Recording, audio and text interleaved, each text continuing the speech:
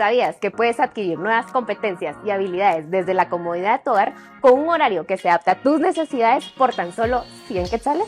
Te presentamos nuestros cursos MOOC, cursos asincrónicos que te permitirán obtener nuevas capacidades y conocimientos por medio de los beneficios de la tecnología. Las inscripciones se encuentran abiertas durante todo el año y puedes iniciar tu curso automáticamente después de inscribirte. No te pierdas esta gran oportunidad. Ingresa a inap.go.gt/app y conoce todas las opciones que tenemos de cursos MOOC a tu disposición. ¿Quieres fortalecer tu institución mientras adquieres nuevos conocimientos y capacidades? Pues hoy te presento cursos MOOC que ayudarán a fortalecer tu institución, parte 1. Servicio y atención al ciudadano. Conocerás nociones generales acerca de etiqueta, protocolo y manejo de situaciones difíciles, ideal si trabajas o deseas trabajar en áreas de servicio externo en el servicio público. Prevención, manejo y resolución de conflictos. En este curso vas a adquirir dos competencias importantes: el análisis de las causas de los conflictos y la capacidad de negociación para alcanzar acuerdos, dirigido especialmente si laboras en áreas de recursos humanos y de asuntos jurídicos. Ética en la gestión pública. Conoce elementos, actitudes y características que debe tener todo servidor público en sus funciones desde la perspectiva ética, dirigida a todo servidor público y público en general. Recuerda que las inscripciones están abiertas en inap.gov.gt/app desde enero hasta octubre y que estos cursos son totalmente asincrónicos con un costo de 100 quetzales por curso. No te olvides de seguirnos en nuestras redes sociales.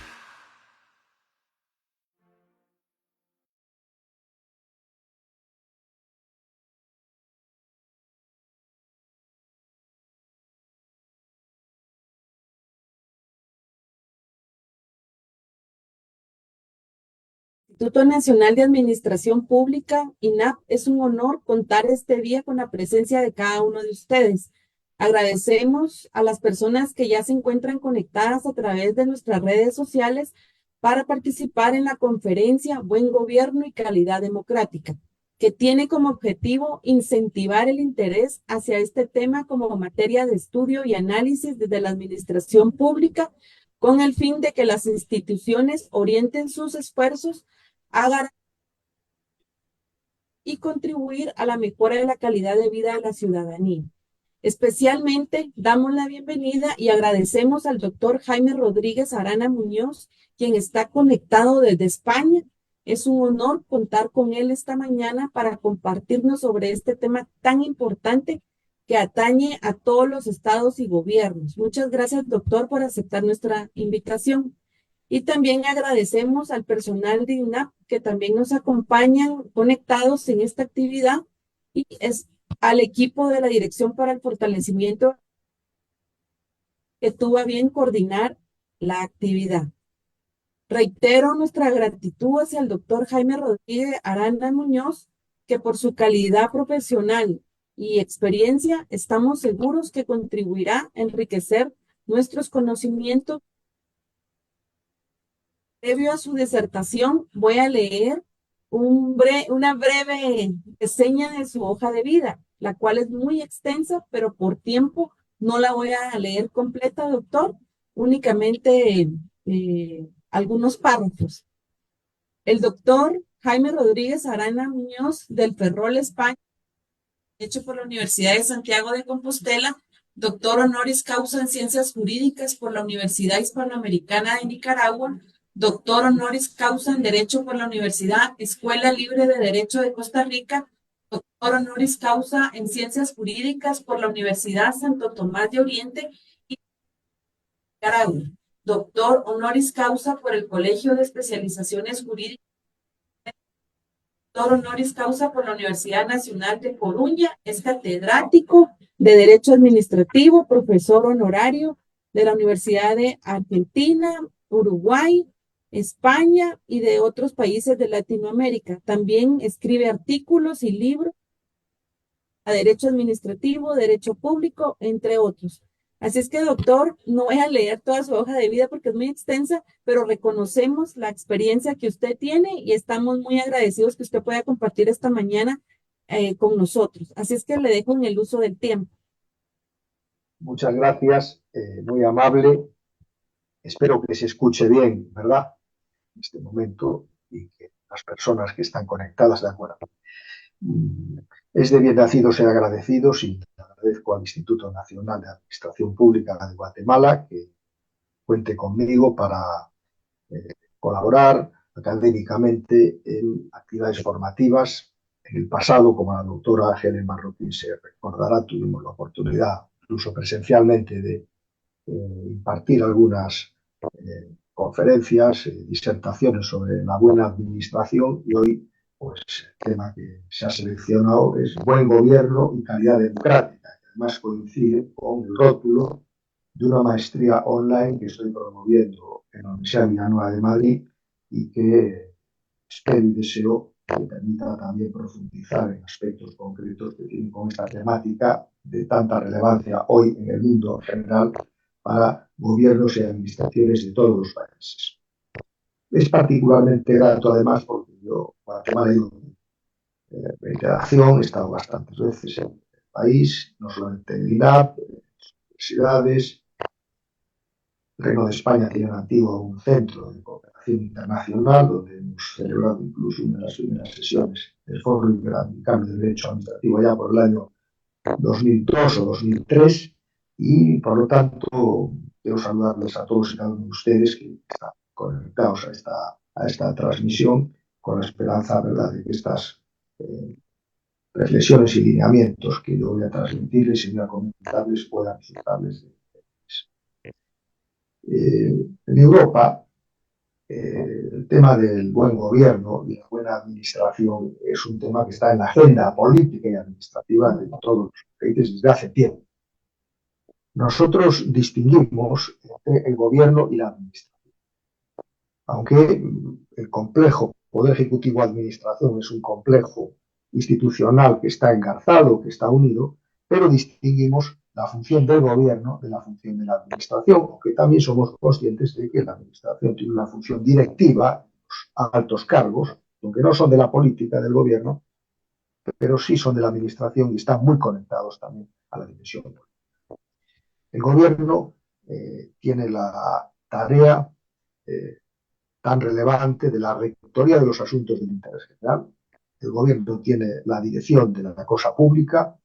El gobierno, el poder ejecutivo, según la teoría de la separación de los poderes, nada más y nada menos que tiene la tarea de la ejecución de la ley, de la expresión de la soberanía, la ley, y además la gestión de los intereses comunes, colectivos de todos los ciudadanos. Y la administración es una organización pública que, bajo la dirección del gobierno, atiende a la gestión ordinaria de los asuntos que se refieren al interés general. No es lo mismo el gobierno que la administración. El gobierno dirige la administración como un director o directora de orquesta dirige pues una sinfonía, o como un técnico, una técnica de fútbol dirige un equipo. Creo que son dos figuras, dos imágenes que ayudan a entender la importancia que tiene el gobierno y la importancia que el gobierno cumpla la tarea que tiene encomendada, que no interfiera en la administración, al igual que la administración tampoco debe interferir en la función del gobierno, sino en la que le corresponde. Imaginen ustedes qué ocurriría si un entrenador de fútbol, el técnico, en lugar de estar en el banquillo transmitiendo instrucciones, indicaciones, fijando la estrategia y la táctica del equipo, saltara al campo y se pusiera a tirar un penalti o un córner o a rematar. Bueno, pues eso no sería razonable, porque cada uno tiene que estar en el lugar que le corresponde, partiendo de la base, insisto, de que el gobierno dirige a la administración. Todas las constituciones europeas, hay un precepto, con palabras más, palabras menos, viene a decir que el gobierno dirige la administración. Es decir, el gobierno imparte instrucciones, imparte directivas, orientaciones generales que la administración realiza en la práctica. Y por eso, qué importante es que la administración, el personal al servicio de la administración pública, sea seleccionado con arreglo a criterios de idoneidad, de mérito y de capacidad. En Europa, ordinariamente, las personas que ingresan a la administración lo hacen después de superar unas arduas y duras pruebas selectivas, y después pasan a una escuela de formación de funcionarios, como el INAP, y A partir de ahí ya conocen el manejo de los asuntos de la gestión pública, se incorporan a los distintos ministerios, distintas administraciones, tanto del nivel central como del nivel territorial, sean departamentos, estados federales, regiones, comunidades autónomas, o en escala municipal en los ayuntamientos o como se llamen cada país.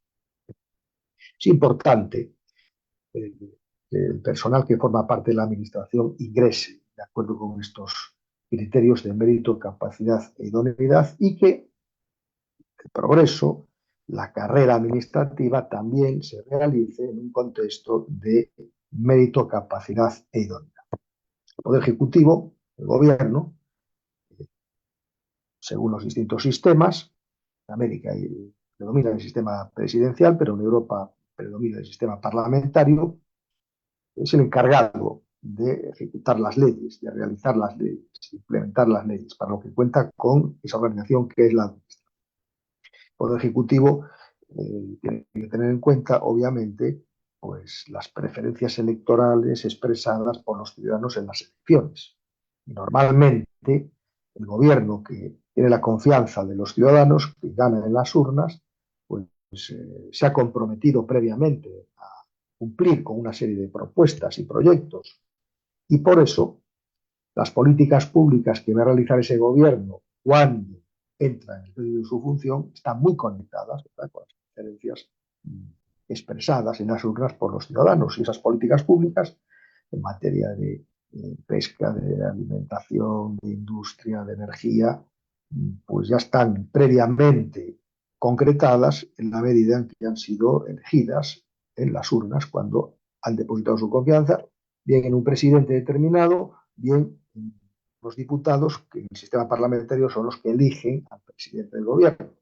Pues en España, el presidente del gobierno es elegido en el Parlamento, no es de elección directa, como pasa en muchas repúblicas americanas, entre otras la de este complejo gobierno, administración, es muy importante que esté impregnado de una serie de parámetros, de criterios, de patrones que hacen a lo que hoy se denomina solemnemente como buen gobierno, por lo que se refiere al Poder Ejecutivo, buena administración, por lo que se refiere al aparato administrativo. Hoy no vamos a hablar de buena administración, como decimos hace un par de años en el INAP, sino vamos a hablar del buen gobierno y la calidad democrática. Son dos términos, dos palabras que están indisolublemente unidas. Cuando nos acercamos a esta cuestión del buen gobierno, de la calidad democrática, que es una cuestión de ciencia política, de ciencia de la organización pública, tenemos que partir, desde mi punto de vista, de los postulados de aproximación a las ciencias sociales, entre los que cuento con el pensamiento abierto, pensamiento plural, pensamiento dinámico, pensamiento complementario, pensamiento crítico y pensamiento centrado en la dignidad del ser humano. El pensamiento abierto porque ustedes se dan cuenta, como yo, que vivimos en un mundo complejo, en transformación, que ha cambiado sustancialmente en poco tiempo, que irrumpen con fuerza las nuevas tecnologías, que según los países eclosionan y emergen de nuevo las ideologías cerradas que parecían que estaban desterradas y que ahora vuelven al panorama político y que provocan un grado de radicalización e ideologización en la vida política notable. También en Europa, nosotros pensábamos que ya las ideologías cerradas estaban superadas y que íbamos a tener un tiempo más que razonable de gobiernos moderados, de centro-izquierda, de centro-derecha, pero han visto las elecciones europeas del día 9 de junio, donde de nuevo los extremos vuelven a florecer. Para mí, lamentablemente, porque yo tengo un pensamiento moderado, estoy más en el equilibrio político, más en buscar resoluciones que estén diseñadas para la mejora de la vida de las personas y no tanto en soflamas, arengas abstractas y genéricas que son las que pues ahora inundan el solar político del viejo continente. Pensamiento abierto para comprender la realidad y liberarnos de dogmas del pasado que este tiempo no nos sirve, porque la realidad es la que es y hay que aproximarse a ella. La realidad es multidisciplinaria también. La política no se puede analizar o estudiar solo exclusivamente con la visión jurídica, ni exclusivamente con la visión politológica, ni exclusivamente con la visión económica, ni exclusivamente con la visión empresarial, ni exclusivamente con la visión histórica.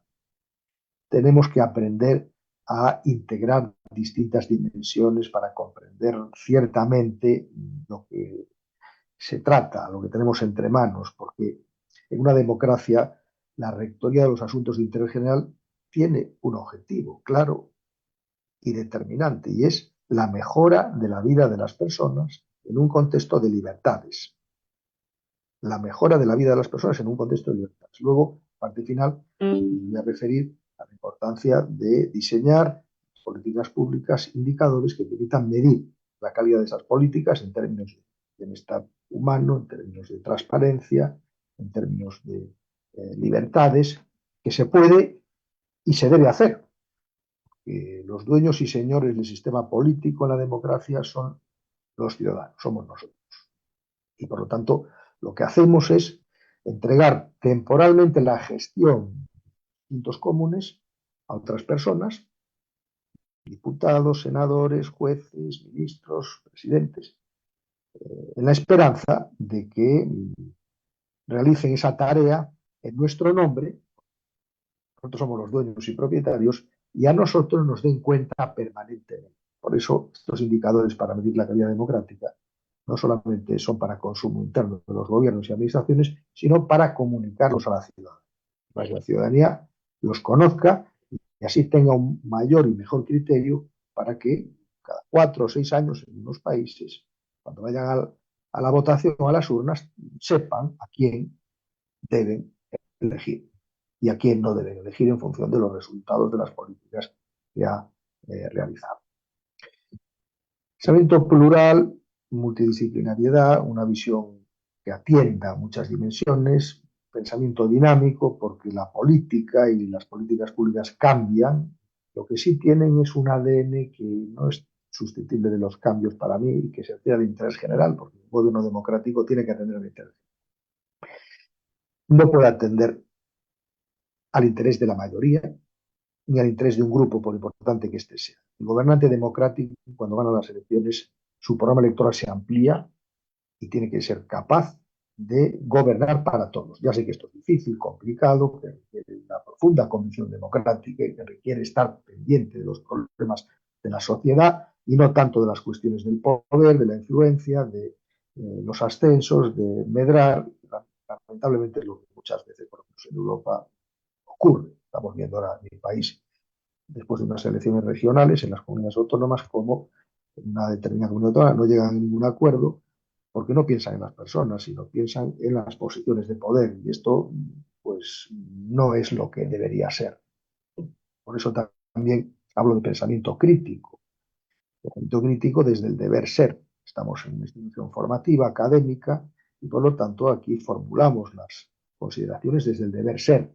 Ya sé que muchas veces la realidad es tozuda y en estos tiempos en los que vivimos es una realidad compleja y que no siempre se expresa en términos de promoción, defensa y protección de la dignidad de las personas, sino que muchas veces lo que se busca es la vanagloria, la soberbia, la imposición, la dominación, incluso la desaparición del adversario en términos políticos. Y esto, pues, realmente, a pesar de que es consecuencia de las ideologías cerradas, pero no tiene nada que ver con lo que es la calidad democrática.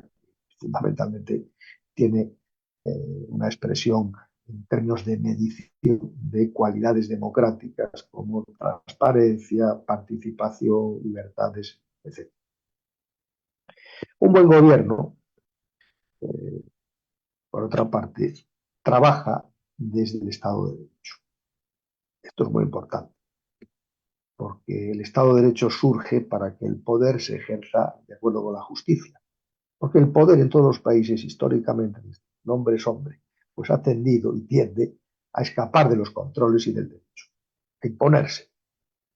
Y esto acontece cuando los controles fallan, cuando los límites fallan, y por lo tanto el poder se realiza en su versión más salvaje, desgajada del ideal ético. Piensen que la democracia, como sistema de gobierno, que Friedrich y Bourdieu hablaban de que la democracia es algo más que un sistema de gobierno, es una forma de vida, es una forma de realizar los asuntos públicos con profunda sensibilidad social, atendiendo a las circunstancias de las personas. Pero la democracia está basada en dos grandes principios. Primero, limitación del poder y segundo, participación ciudadana. Y lo que vislumbramos en el mundo en que vivimos, por lo menos en Europa, es que la tendencia no es a los checks and balances, a los límites, a la fragmentación del poder, sino la tendencia es a la concentración del poder ejecutivo, del poder legislativo, del poder judicial, del poder editorial, del poder económico, del poder financiero, del poder académico. Lo que vemos lamentablemente en el tiempo que vivimos es concentración del poder. Fíjese, incluso tantos países, los sistemas financieros tienden a que haya 3 o 4 bancos y desaparezcan los más pequeños. ¿Por qué? Porque no estamos precisamente en un periodo de la historia de la humanidad en la que la democracia se realice en su forma más material. Estamos, y lo digo críticamente, estamos, lo digo pensando en Europa, en modelos democráticos puramente formales, donde está ausente una convicción y un sentido de lo que es el Estado social y democrático. Y por eso el Estado de Derecho es fundamental. El Estado de Derecho es un Estado en el que prima la justicia, no prima la eficiencia ni la eficacia. Es un Estado que se resiste frente a esas construcciones corruptas, por así decirlo, de que hay que conseguir tantos votos como sea posible de cualquier manera, o hay que conseguir el máximo de dinero posible en el más breve plazo de tiempo. Responde a hegelianas por una parte y de la escuela de Chicago por la otra. Y esto es algo que está en la realidad. Los países europeos están en la realidad. Nosotros tenemos un problema porque nos hemos olvidado de dónde venimos, quiénes somos y dónde vamos. Nos hemos olvidado de la filosofía, que fue en Atenas, ¿verdad? Uno de los puntos de apoyo europeo más importantes. Nos hemos olvidado también del derecho, del jus, de la justicia. Usamos la ley como una expresión muchas veces en los parlamentos para dominar a los otros partidos, para excluirlos, en lugar de ser el espacio de la razón, donde se piense y se diseñe ese trabajo para el bienestar de la comunidad. Nos olvidamos de que el Poder Judicial es un poder fundamental, que necesita de autonomía e de independencia, que no puede estar controlado, ni fagocitado, ni intervenido por los otros poderes del Estado, menos por el Poder Ejecutivo. Y en Europa incluso ahora hay muchos problemas, porque los gobiernos, el Poder Ejecutivo pretende controlar a los jueces y tribunales, y esto es terriblemente corrupto, porque si no hay control, yo a mis alumnos del grado, cuando les hablo de los controles, les suelo decir, miren, tenemos muchos controles, ex post, ex ante, controles económico-presupuestarios, de oportunidad, de eficiencia, de eficacia, y el defensor del pueblo, controles de lo contencioso administrativo, pero ¿qué problema tenemos? Que no hay control. ¿Por qué? Porque las instituciones del control muchas veces no son autónomas e independientes de quien es controlado. Entonces es muy difícil que haya controles, límites, y por lo tanto muchos gobernantes no tienen ningún problema porque saben que los jueces y magistrados que van a salir están puestos por su propia voluntad y por lo tanto pues jamás van a llevarles la contraria y entonces pues se ocultan los delitos, las prevaricaciones, los cohechos y se vive en un clima de impunidad que ha causado ya muchos destrozos en este tiempo. Por tanto, el principio de juridicidad, el gobierno tiene que trabajar en un espacio jurídico de controles y controles independientes. Y no hay espacios que no son objeto de control. Esto se expresa diciendo que toda la panoplia, todas las manifestaciones del poder, a través de actos y normas, son controlados por los tribunales cuando sea menester. Separación de los poderes, ya lo hemos dicho, segundo punto, para que haya un buen gobierno tiene que haber separación de los poderes. Claro que va a haber interacciones y tensiones, lo ha habido toda la vida y lo va a seguir habiendo, pero no puede ser que el Poder Legislativo esté en manos del Poder Ejecutivo, o que el Poder Judicial esté en manos del Poder Ejecutivo, o que el Poder Judicial esté en manos del Poder Legislativo, o que el Poder Legislativo esté en manos del Poder Ejecutivo. En fin, las distintas variaciones que podamos hacer, tenemos que garantizar que los poderes del Estado se realizan con autonomía, con independencia, respetando las funciones que tiene cada uno. Hacer leyes, resolver controversias y ejecutar las leyes con absoluta independencia. Un buen gobierno es un gobierno que protege, promueve y defiende los derechos humanos, porque un buen gobierno parte de la centralidad de la dignidad de la persona, que es un aspecto ético y filosófico de gran envergadura, porque la dignidad humana se yergue y se levanta potente, todopoderosa y soberana frente a cualquier embate del poder, cualquiera que sea su naturaleza, por eliminarla o lo que es peor, por ignorarla. Y por eso los gobiernos, cuando realizan su tarea política, miden la calidad de los derechos humanos. No solamente aspiran a que las políticas estén impregnadas de los derechos fundamentales de la persona, sino que miden el grado de bienestar humano, miden el grado de libertad de expresión que hay, miden el grado de participación social que hay, miden el grado de libertad educativa que hay, miden el grado de libertad que hay. Y esto, como vamos a ver al final, pues tiene mucho que ver con la construcción de indicadores, construcción de patrones activos que permitan esa medición y su puesta a disposición de los ciudadanos. También un buen gobierno que trabaja en el Estado de Derecho, que garantiza la separación de los poderes, que parte de la dignidad de la persona, también es un gobierno, en la democracia, ya lo hemos dicho, participativo. Escucha a la comunidad, escucha a la ciudadanía. Por eso en las políticas públicas, en su diseño, la parte de análisis de las políticas públicas, hace falta conocer, escrutar la realidad social. Yo estos días he dado unas sesiones en, en Bogotá, hace un doctorado en la Escuela Libre de recién llegado, y hemos hablado mucho de estas cuestiones de la medición de la política pública. Medición y puesta en comunicación de la ciudadanía. Medición con patrones, indicadores objetivos. Y a veces hay que diseñarlos, porque no vale café para todos, hay que hacer diseños. Yo estuve de los años 2002 y 2006 en la Comisión de Expertos de Administración y Gobierno de las Naciones Unidas, y ahí recuerdo que nos sometían expedientes a los que teníamos que hacer consideraciones de política pública y veíamos indicadores que se van construyendo para conocer el grado, por ejemplo, de descentralización que realizaba una política pública territorial en un país. Bueno, hay indicadores. Los hay que buscar, los hay que analizar, hay personas que saben de esta materia.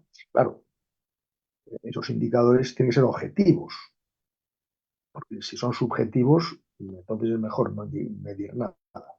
Tienen que ser objetivos, objetivos que midan pues, estas cuestiones que estoy diciendo, que atienden a la calidad de la transparencia, a la calidad de la participación, a la calidad del ejercicio de las libertades, etc. También hablando de buen gobierno, es menester muy brevemente hacer referencia a las tres funciones que tiene un gobierno democrático desde la perspectiva de la teoría del Estado, que son servir a la comunidad, y la dimensión ética es muy importante, servir a la comunidad, no servirse a sí mismo, una tendencia creciente en muchos países, lo hemos visto en la pandemia, o en cuya virtud, pues quienes gobiernan se aprovechan de las circunstancias para enriquecerse, para colocar a su gente, para dominar al adversario, y todo esto son prácticas que vienen del antiguo régimen, vienen del Estado absoluto, que lamentablemente perviven, porque muchas veces se realiza el poder en términos salvajes, es decir, de la selva, sin controles. Y en la selva lo que hay es que el más fuerte se come al más débil. Y esto no debería ocurrir en la política, a veces ocurre porque no renunciamos, lamentablemente, a los esquemas del dominio de los fuertes sobre los débiles. Pero está al servicio de la comunidad. El gobierno está al servicio de la sociedad, está al servicio de la colectividad y, como decía antes, debe estar muy pendientes de auscultar y de escuchar los latidos de la sociedad para intentar realizar políticas públicas que sean efectivas y eficaces. Y esto es muy complicado. Yo soy profesor, pero en el pasado he sido parlamentario, he sido gobierno, he estado en el Tribunal de lo Contencioso Administrativo y sé de lo que hablo. Y por lo tanto, ese servicio es fundamental, porque si un gobierno no sirve, no sirve. Y en ese servicio a la comunidad, pues se inserta electos la dimensión ética de la actividad política, que es tan importante, el tiempo que vivimos, tan importante, tan necesaria, que tantas veces la ciudadanía se separa y se distancia de la política porque ve lamentablemente conductas que no son ejemplares y entonces pues no quiere saber nada, no va a votar y lamentablemente a veces opta por decisiones o soluciones radicales que tampoco van a ningún buen puerto. Por eso, lo importante es que en el buen gobierno se rescate esa dimensión ética que, como decía Aristóteles en Ética Nicómaco, no hablamos de ética para saber mucho ni para tener grandes conocimientos, que puede ser que sea bueno tenerlos, sino para practicar. Y este es el problema. Y son las sociedades modernas, a pesar de que llevamos 2024 años de existencia, parece que no aprendemos nunca y seguimos instalados en esquemas de corrupción que no se reducen. Lo hemos visto en la pandemia, lo vemos en la contratación pública en Europa, que es la causa número uno de la contratación. Por lo tanto, ese servicio del gobierno a sus conciudadanos significa el servicio que hace cada uno de los miembros del gobierno. Desde el presidente hasta todos y cada uno de los ministros que componen un gobierno tienen que tener un compromiso permanente, constante, con ese servicio a la sociedad. Porque si ese servicio se realiza al partido, al presidente, o a los ministros, o a los familiares o amigos, pues hemos sembrado, ¿verdad?, esa lacra tan terrible que diezma la confianza de los ciudadanos en la política. Ese servicio, un buen gobierno lo hace de forma objetiva, huyendo de la subjetividad. ¿Esto qué quiere decir? Pues quiere decir que las acciones de gobierno se justifican, se motivan. El talante democrático de un gobierno depende sustancialmente de la calidad con la que motive sus decisiones. El ordeno y mando es del pasado. El despotismo ilustrado es del pasado. Todo para el pueblo, pero sin el pueblo es del pasado. Hoy lo que esperan los ciudadanos es ciertamente un ejercicio de racionalidad y objetividad constante. Esto es lo que se llama en Europa la pedagogía política. Los buenos gobiernos, los buenos gobernantes, continuamente están explicando las razones de las decisiones que se adoptan, porque sabemos que cuando no se pueden explicar es porque son inconfesables y porque no se han hecho bien. Y por lo tanto, ese ejercicio de argumentación, de lógica, de justificación es fundamental. Y sobre todo cuando los gobiernos realizan potestades discrecionales, cuando tienen que apreciar circunstancias, valoraciones, tienen que buscar la mejor solución de acuerdo con el interés general, por supuesto, norma jurídica, y motivarla adecuadamente. Por eso yo a los alumnos les digo en el grado, cuanto más intensa es la discrecionalidad, más intenso es el estándar para motivar. Y por lo contrario, en lugar de la objetividad, un sentido opuesto está la subjetividad. Hago lo que me da la gana, mi pura voluntad, mi capricho. Bueno, esto es del antiguo régimen, pero pervive todavía porque quien piensa que ocupar un cargo del gobierno pues es una oportunidad para realizarse personalmente y cumplir con todos los sueños que uno ha tenido durante toda su vida ya de una vez y por todas sin aprovechar la situación. Eso no es gobernar. Gobernar es pensar en la comunidad, servir a la comunidad, hacerlo con objetividad y al interés general, no al interés particular. Y el interés general es un tema como para un seminario, ahora tenemos que pasar de de rondón, porque no tenemos el tiempo, pero un interés general que siempre es concreto, que siempre es motivado, que siempre está indiscutiblemente vinculado a los derechos humanos, políticas públicas vinculadas a derechos humanos, y que es participado. El interés general de un Estado democrático, social y de derecho se define de forma cooperativa entre los poderes públicos y los agentes sociales. Y esto nos lleva a la parte final de la intervención, que atiende, que no tenemos mucho tiempo, que atiende a la confección de estos indicadores para medir la calidad de la democracia, que normalmente se realiza o se refiere a los indicadores con los que medimos la calidad de las políticas públicas en sus distintas vertientes. No hay reglas fijas, ni dogmáticas, ni apolíticas sobre qué indicadores hay que seguir en una política educativa, una política agraria, una política energética, y que son indicadores que hay que confeccionarlos sobre la realidad de esas políticas. Pero sí hay uno, o varios, que tienen que ver con el grado de bienestar humano que producen esas políticas, que este es fundamental. Este es fundamental. Naciones Unidas ha trabajado mucho en este índice Gini del desarrollo humano, y no solamente se aplica a la política pública unilateral en sentido estricto, también hay que medir la calidad de los contratos públicos que suscriben los gobiernos, para ver si esos contratos públicos cumplen las finalidades previstas o no. Y a veces en Europa, sobre todo en Europa del Sur, no tanto. En el mundo anglosajón nos cuesta mucho la evaluación, nos cuesta mucho la medición, porque pensamos que la política pues, es una actividad que tiene mucho que ver con las disertaciones, con las ruedas de prensa, con la toma de decisiones, pero eso está bien, pero luego hace falta medir.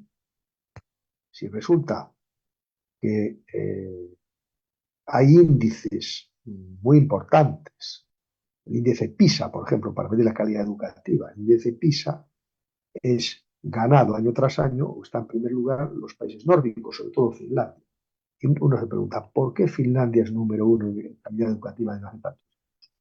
Entre otras cosas, porque el salario de los profesores de la enseñanza primaria es superior al de los embajadores. ¿Por qué? Porque en Finlandia tienen muy claro que la selección de los profesores para niños pequeños es lo más importante que pueden hacer.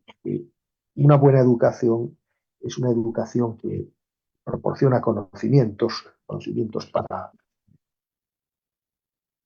realizarse como seres humanos, conocimientos también para una crítica constructiva, y una persona con sólidos conocimientos puede elegir mejor a los gobernantes. Una persona con conocimientos ínfimos o sin conocimientos, pues no es capaz de discernir qué es lo que debe hacer. Y por eso la política educativa es para mí la política más importante, la más difícil también, y donde hace falta importantes indicadores de calidad que midan esas políticas. Luego hay políticas territoriales que miden la deserción, políticas transversales como la transparencia. Hoy en día las políticas que atienden a las nuevas tecnologías, pues hay que medir también si las nuevas tecnologías facilitan la vida de las personas o la complican. A veces las nuevas tecnologías en una democracia, ¿para qué son? Para que nosotros controlemos más y mejor al poder, no para que el poder nos controle más y mejor a nosotros. Bueno, se acaba el tiempo. Yo estoy muy a gusto con ustedes. He dicho a la doctora Heli Díaz Marroquín que sobre esta hora iba a ir terminando, de manera que podemos hacer una pregunta para poder atender a otra actividad que tengo dentro de un ratito. Y bueno, pues yo les agradezco mucho la atención prestada.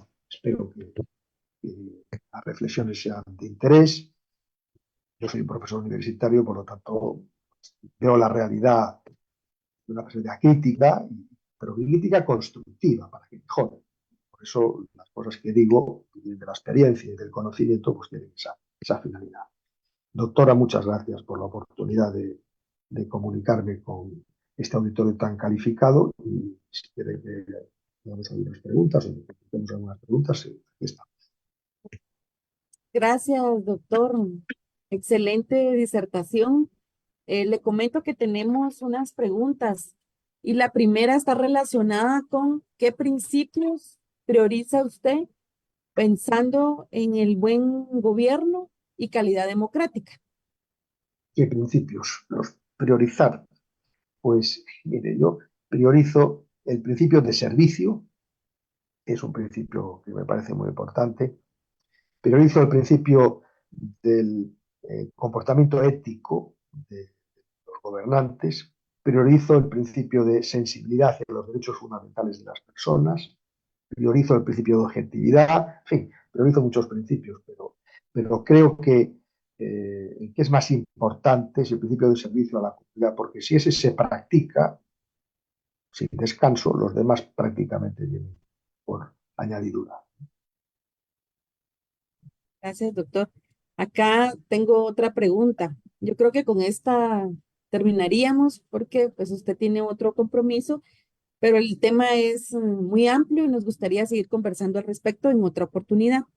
La pregunta dice así, ¿cuáles son los principales indicadores que usted propone para evaluar la calidad democrática de un país y cómo se mediría? Bueno, los indicadores fundamentales tienen que ver con el grado de bienestar humano que se realiza a través de las políticas públicas. Las políticas públicas tienen muchas expresiones, se realizan en muchos ámbitos: educación, salud, eh, vivienda, pesca, agricultura, ganadería, en fin, hay muchos ámbitos. Claro, no es lo mismo construir indicadores que midan la calidad de la salud, de la sanidad de un país, que indicadores que midan la calidad educativa o indicadores que midan la calidad de los sistemas de producción energéticos.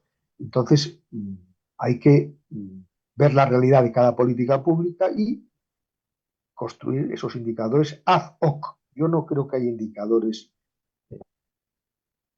digamos, que sirvan para todos los países de la misma manera, porque cada país tiene sus peculiaridades, sus circunstancias. Claro que hay indicadores que son homologables desde el punto de vista del Estado de Derecho. Eso, para medir, por ejemplo, la calidad regulatoria, la calidad de las leyes, porque hay que medirla también, la calidad regulatoria, la calidad de las normas, muy importante, la calidad de las sentencias, la calidad de las decisiones del gobierno, la calidad de los contratos que se suscriben. Todo esto debe ser medido. Sé que en Europa, sobre todo el sur de Europa, nos cuesta más evaluar y medir, pero la ciudadanía tiene derecho a conocer cómo los fondos públicos, que son de la comunidad, no son de los políticos, revierten en la mejora de la vida de las personas. Y en este sentido, pues creo que tenemos mucho que trabajar en esta línea, en esta dirección, pero los gobiernos punteros y vanguardistas lo hacen y con los resultados que obtienen, pues mejoran, comunican a la ciudadanía, pero son transparentes, porque muchas veces cuando se miden las políticas públicas da vergüenza comunicar, no son los resultados que uno quisiera, pero no pasa nada, porque de todo se aprende. Y en ese sentido, pues tenemos que aprender todos los días bueno, para eso hay que conocer el estado real de la política pública que tenemos para mejorar. Muchas gracias, doctor. Le comento que tenemos otras preguntas, pero considerando que el tiempo ya nos está ganando, el Instituto Nacional de Administración Pública agradece a usted por estar siempre dispuesto en colaborarnos, ¿verdad? Hemos aprendido sobre el tema el día de hoy y en una próxima también estaríamos invitándolo para poder seguir compartiendo, ¿verdad? Así es que estaremos enviándole por correo electrónico un reconocimiento, agradecimiento a esta colaboración y posteriormente también estaremos realizando un webinar relacionado con la maestría que usted tuvo a bien mencionar al inicio, para que las personas que están conectadas y estén interesadas puedan obtener más información y pues y puedan también aprovechar estos espacios de formación que también ustedes desde España están poniendo a disposición a nosotros acá en Guatemala. Así es que agradecemos nuevamente a usted, doctor, y a todas las personas que han estado conectadas a través de nuestras redes sociales por la confianza puesta en el INAP y por seguir aprendiendo sobre estos temas tan importantes para Guatemala. Así es que no me queda más Darles a todos que tengan un buen día. Muchas gracias, doctor. Adiós a todos. Saludos cordiales, que tengan muy buen día. Gracias, doctor. Un gusto en saludarlo.